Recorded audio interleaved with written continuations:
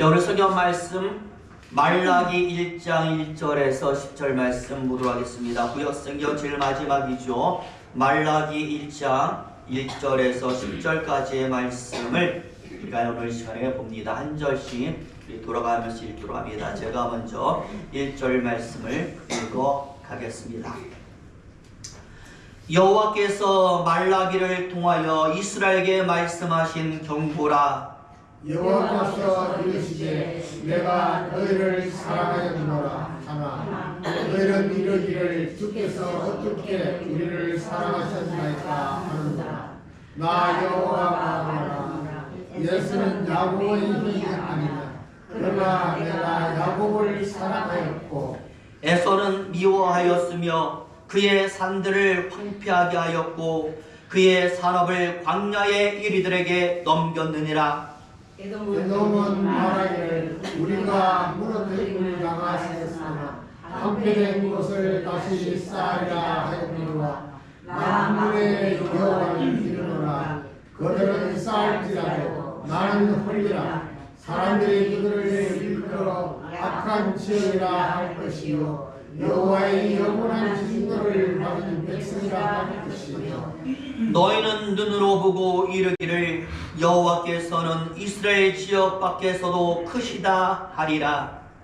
내 이름을 멸시하는 제사장들은 나 만군의 여호와가 너희에게 이르기를 아들은 그 아버지를 좋은 그 주인을 공경하나니 내가 아버지일진데 나를 공경함이 어디 있느냐.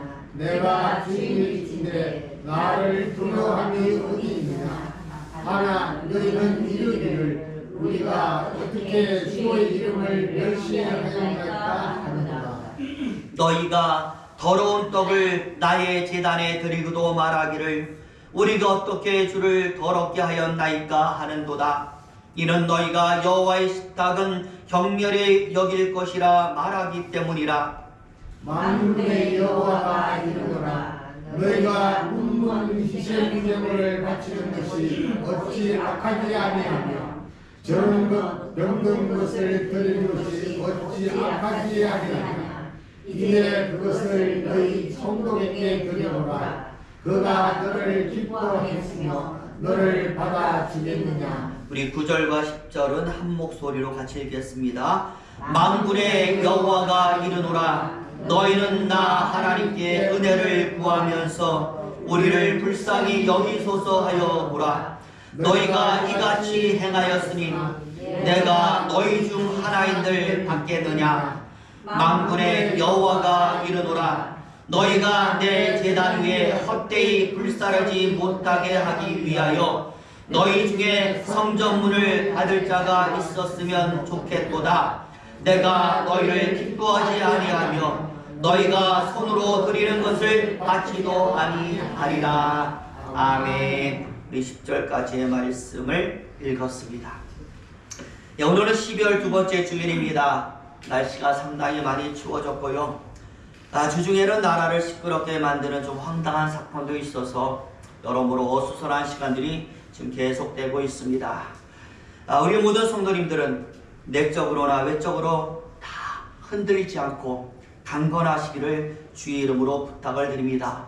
그리고 그 딛고 설고 계시는 그 삶의 기반도 흔들리지 않기를 예수 이름으로 축원을 드립니다. 오늘도 그런 마음으로 같이 한번 인사하는데요. 사랑합니다. 축복합니다. 행복하시기 바랍니다. 인사하겠습니다. 사랑합니다. 축복합니다. 행복하시기를 바랍니다. 우리 여러분들에게 항상 좋은 일들이 많이 생기기를 예수 이름으로 축원을 드립니다. 오늘은 실제로 있었던 하나의 충격적인 이야기를 들려드리도록 하겠습니다. 어느 겨울날에 작은 사랑방에서 젊은이들이 모여 앉아 밤늦도록 도박을 하고 있습니다. 그 중에 한 명이 오랫동안 도박을 하니까 이제 소변이 매렵잖아요. 멀리 갈 수는 없으니까 잠깐 밖으로 나갔다가 소변 보고 들어오려고 밖으로 나갔어요. 그런데 밖에 나가 보니까 사람이 한 명이 다 쓰러져 있는 것이죠. 나가서 보니까요, 온몸이 차가운 것이 움직이지도 않고 숨도 쉬지를 않아요. 아마 이 밤길을 헤매다가 그만 거기서 얼어서 죽은 것 같은, 그냥 둘 수는 없지 않습니까? 그래가지고 경찰에다 연락을 하고 그 시신을 그냥 밖에다 둘 수가 없으니까 서로 다 힘을 내가지고 방 안에다가 옮기고 이불을 가만히 이렇게 덮어둔 거예요. 그리고는 참 이상하죠. 담도 큽니다. 시신이 옆에 있잖아요. 그런데도 그 옆에서 뭐예요? 열심히 다시 도박에 열중을 한 일은요, 바로 그 순간에 터져버렸어요. 이 죽은 줄 알았던 시신이 말합니다. 정신을 차려버렸네요. 이게 원래 이제 죽은 게 아니라 몸이 탁 얼어면서 이 숨도 멈춰졌지만 아직 죽지 않은 그런 상태에서 이 사람들이 어떻게요? 그 사람을 방 안으로 들어오니까 거기다 따뜻한 곳에다가 탁 놓고 모두 덮어요. 이불도 딱 덮어줬으니까 이제 체온도 점점 정상으로 돌아오고 정신도 차린 거예요. 이 사람이요, 딱 일어나고 보니까 아주 가관이거든요. 10명의 청년들이요, 아주 찰진 용을 해가면서 도박에 막 열중을 하고 있고 방 안에 술병도 막 늘어져 있으니까 순간 이 사람이 깡패 소굴이구나, 내가 이제 깡패들한테 잡혀가지고 이 집이 이렇게 있구나, 이 생각이 들더니 살며시 일어나가지고 모르게, 아무도 모르게 도망을 쳐버려요. 나중에요, 이 청년들이 보니까 뭐가 사라져요? 시체가 사라져 버렸거든요. 이게 좀 있으면 누가 와요? 경찰에 연락이 있어요. 경찰도 올 건데 이 시체가 사라져 버렸으니까, 야, 이거 사실대로 말해봤자 믿어줄 것도 않고 자기들은 술판에 도박까지 쳤으니까 큰일 난 거야. 그래가지고 어떻게 되냐, 가만히 생각해보니까 낮에 어떤 일이 있었느냐, 바로 그 말에 뭐가 있었어요? 장례식이 있었어. 야, 이 장례식이 있었으니까 무덤을 세워놔도 이게 딱딱하지 않을 거야. 가가지고 뭐 하자? 그거를 파가지고 그 시신을 여기다 갖다 두고 우리가 이렇게 해가지고 경찰에 얘기하자 가지고 무덤을 파고 시신을 가지고 와서 방 안에다 놓고 무덤 다시 또 그대로 만들어 놓고 그러고 있었어요. 경찰이 왔잖아요. 가만히 보니까 이게 얼어 죽은 시신 같지가 않단 말입니다. 그리고 시신을 가만히 살펴보니까 귀에 뭐가 봤지? 못이 하나 딱 박혀 있는 거야, 시신에. 이거 심상치 않다. 이거 뭔가 이게 살인사건 같다라는 생각을 가지고 탐문을 한 이 청년들이 전부 다 막 신문하고 얘기하니까 이 청년들이 어떻게 해요? 실통을 하는 거죠. 우리가요, 사실은요, 이리 했는데, 그래가지고 저기 무덤에서 가져왔어요. 그러니 그 무덤 주인데 또 찾아가서 또 물어보니까, 이야, 뭐가 나타나느냐. 이 사람이 원래 가정이 좀 화목치 않는 그런 가정을 가지고 있는 사람인데, 아내가 남편의 보험금을 누리고 자기 정부와 짜고 남편의 잠들었을 때에 남편을 못을 박아가지고 죽인 거야. 그리고는 남편이 이제 심장마비로 죽었다고 어떻게 해가지고 작은 마을이니까 그냥 이렇게 싸바싸바 해가지고 장례식을 치러버린 것이죠. 그러니까 그냥 넘어갈 수 있던 해프닝이 이게 그 청년들의 작은 해프닝으로 인해서 큰 살인사건이 다 이렇게 밝혀지게 되었다라는. 그러니 저와 여러분, 세상에는요, 뭐가 없어요? 감추어지는 것이 없다. 아무리 숨기려 해도 결국은 다 드러나게 되어 있다라는. 우리 마태복음 4장에도 마가복음 4장에도 나오지만 감추어진 것이 드러나지 않을 것이 없고 숨은 것이 알려지지 않을 것이 없다. 여러분, 왜 이렇겠습니까? 이 세상을 바라보시고 주관하시고 움직이고 계시는 하나님이 계시기 때문인 줄로 믿습니다. 모든 것을 다 하시는 하나님이 계시니까 세상의 모든 추함도 결국에는 드러나는 것입니다. 그리고 선도 지금은 알아주지 못하는 것 같지만 다 드러나서 칭찬받고 상급을 받게 다 되어 있는 것이죠. 결국 선하게 살아야 된다라는 것이고, 숨겨지는 것이 없는 정직하고 의롭고 믿음의 삶을 우리는 살아야 된다라는 것을 말씀해 주는 줄로 믿습니다. 오늘 우리가 말라기 선지자, 구약의 마지막 책이죠. 말라기 선자의 예언과 관련한 성경의 말씀을 읽었는데, 여러분 마찬가지입니다. 예전에 제가 구약의 강해를 쭉 할 때에도 말씀드렸지만 구약시대의 마지막 선지자들은 죄다 그 예언의 내용이 무엇입니까? 종말입니다. 그리고 그 종말의 예언의 중심은 이제 곧 재림하실 예수님이 그 내용의 중심.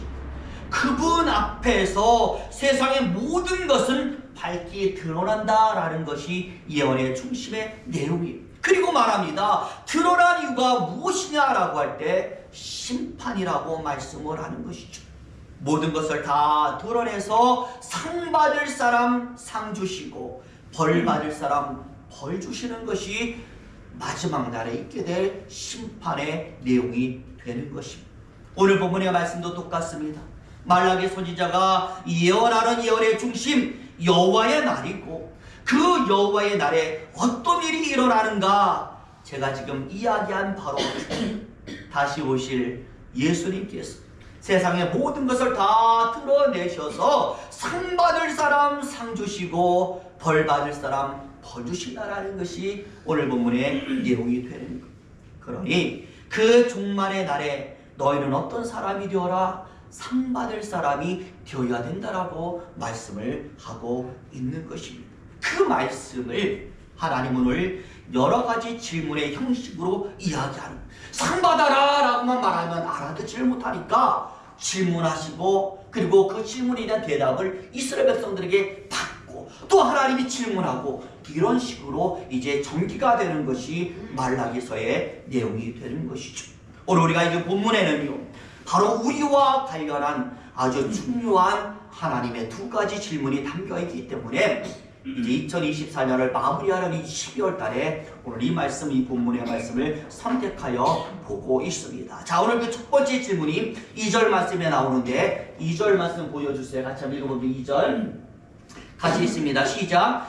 여호와께서 이르시되 내가 너희를 사랑하여노라 하나 너희는 이르기를 주께서 어떻게 우리를 사랑하셨나이까 하는도다. 나 여호와가 말하노라. 에서는 야곱의 형이 아니냐. 그러나 내가 야곱을 사랑하였고. 아멘. 여러분, 하나님의 첫 번째 질문이 나옵니다. 무엇입니까? 나는 너희를 뭐한다? 사랑한다. 사랑의 말씀이 나와 있어요. 그런데 이 말씀에 대한 이스라엘 대답을 보면 같은 2절에 보니까 하나님이 나는 너를 사랑한다 라고 말했더니, 하나님? 우리 사랑했어요? 언제 사랑했어요? 어떻게 우리 사랑했어요? 잘 모르겠는데요? 라고 대답을 하는 거예요. 뭐가 똑같으냐? 남자와 여자가 연애하는데 남자가 이렇게 나 너 사랑해 했더니 여자가 너니 나 사랑했어? 나 한 번도 사랑받은 적이 없는데? 라고 말한다면 맨날 사랑했던 남자는 얼마나 황당하겠습니까? 하나님이 그런 거예요. 내가 너를 사랑한다 라고 했더니 사랑받은 이스라엘 백성들이 하나님 언제 사랑했어요? 나 사랑받은 적 없는데요? 라고 대답하니 하나님 얼마나 황당하겠습니까? 그래서 제가 생각해봐요. 분명히 우리는 알아. 그쵸? 성경 보면 하나님 얼마나 이스라엘 사랑하시고 얼마나 복을 주시고 얼마나 이스라엘 백성들이 많은 일을 했는지 우리는 아는데, 왜 이스라엘 백성들은 하나님 언제 우리 사랑했어요? 라고 반문을 했을까? 라고 생각해 봤더니 하나의 대답이 딱 나와요. 무엇이냐? 하나님의 사랑과 이스라엘 백성들이 기대한 사랑이 뭐하다? 달랐다. 하나님이 주신 사랑의 내용과 이스라엘 백성들이 받고 싶은 사랑의 내용이 다르니까 하나님 언제 우리 사랑했어요? 라는 대답이 나오더라 라는 것이죠. 여러분, 솔직히 이스라엘 백성들은 말입니다. 하나님이 자신들을 사랑하는 증거를 어디에서 찾았느냐? 눈에 보이는 축복에서 찾았어요. 그래가지고 하나님께서 뭔가를 많이 주셔서 자신의 형편들이 나아지면 하나님 우리 사랑합니다, 하나님 감사합니다 라고 말하고, 뭔가 잘못되거나 일이 꼬이거나 뭔가 조금 이상하면 하나님 왜 이러시지? 하나님 우리를 떠났네? 하나님 우리 사랑하지 않네? 더 이상 하나님 우리에게 없나봐? 이렇게 나오게 되는 거예요. 지금 말라기 시대 때도 마찬가지.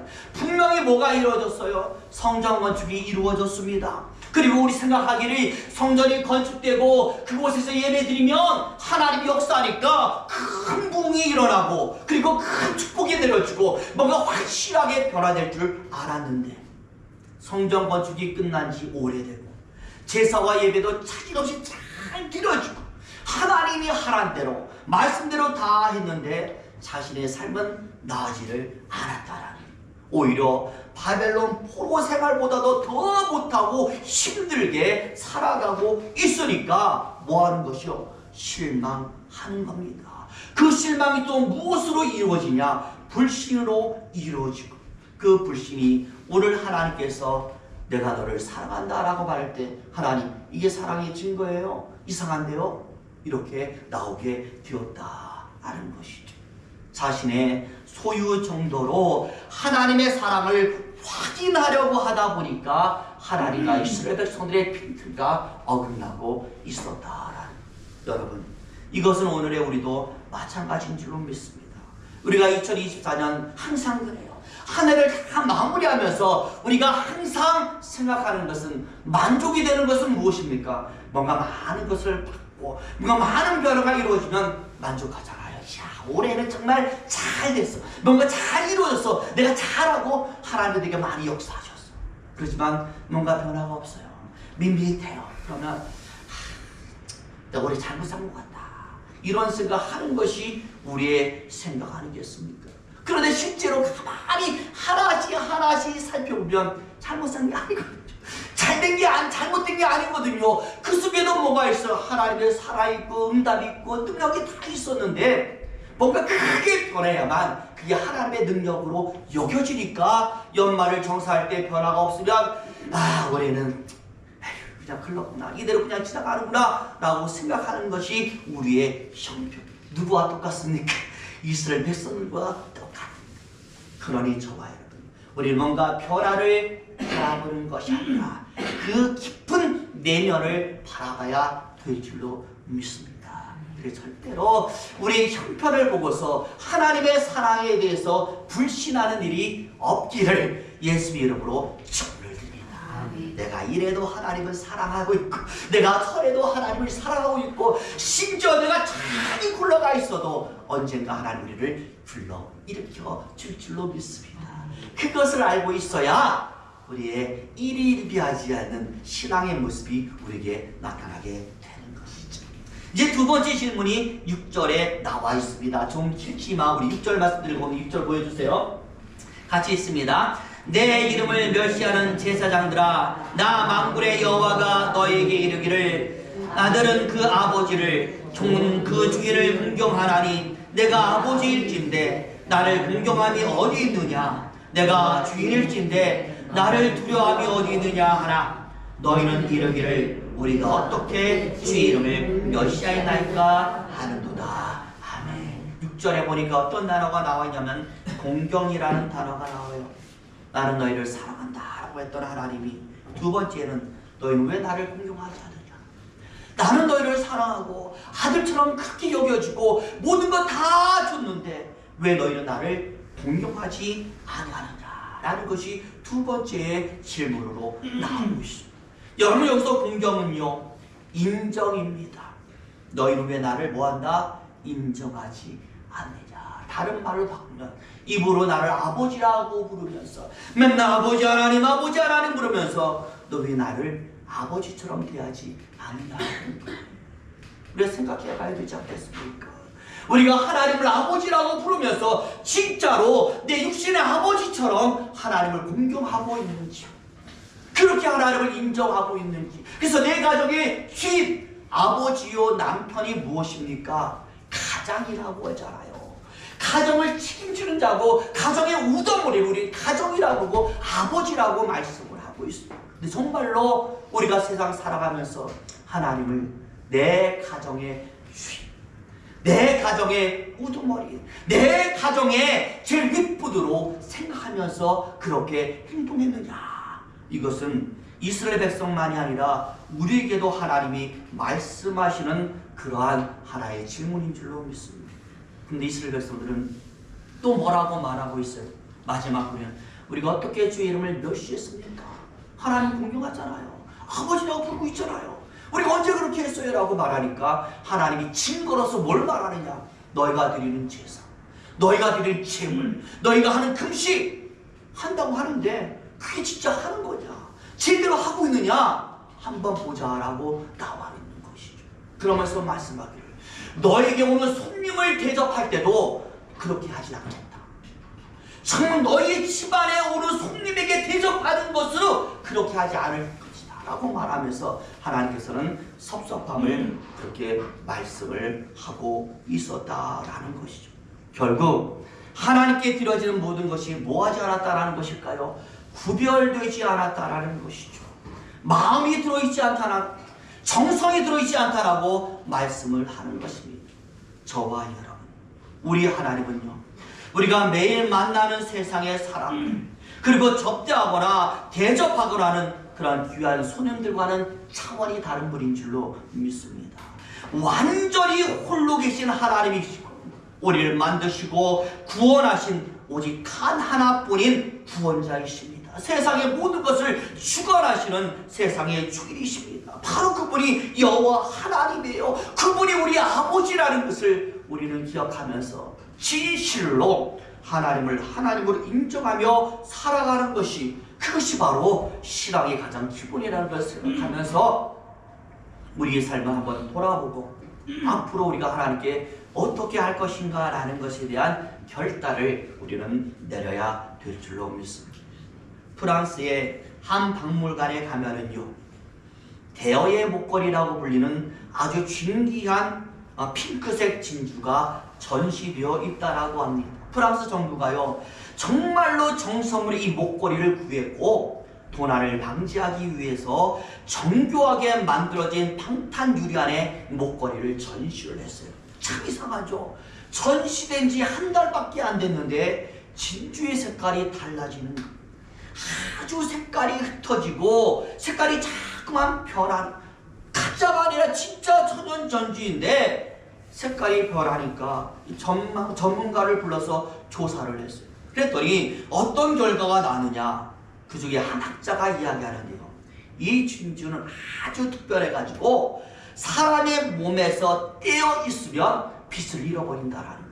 그래가지고 사람의 몸에 붙어 있어야만 그 천연의 색을 항상 유지한다. 근데 이 박물관은 어떻게 해요? 도난 안 당하려고 거기에다 가둬놓고 공기도 안 통하면 그거 가둬놓고 있으니까 빛을 잃어버렸다. 그래가지고 사람을 도용하는 거, 매일같이 전시하지 않을 때는 몸에다가 딱 붙고 있을 믿을 만한 사람을 구해가지고 그 사람이 전시되지 않는 시간에는 항상 몸에다가 걸고 있도록 그렇게 만들었다라는, 저와 여러분 마찬가지라고 저는 생각해요.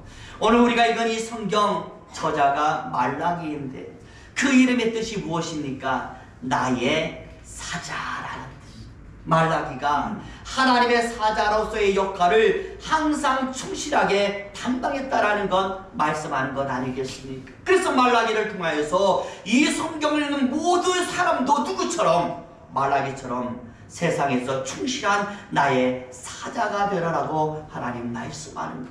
왜 우리에게 질문하겠습니까? 그런 사람 되기 원하는 하나님의 마음인 줄로 믿습니다. 정말 책망하기 위한 게 아니에요. 너희를 돌아봐서 그런 사람 되라는 거예요. 그런데 그런 사람들은 비결이 무엇일까요? 하나님 옆에 붙어있는 것 아니겠습니까?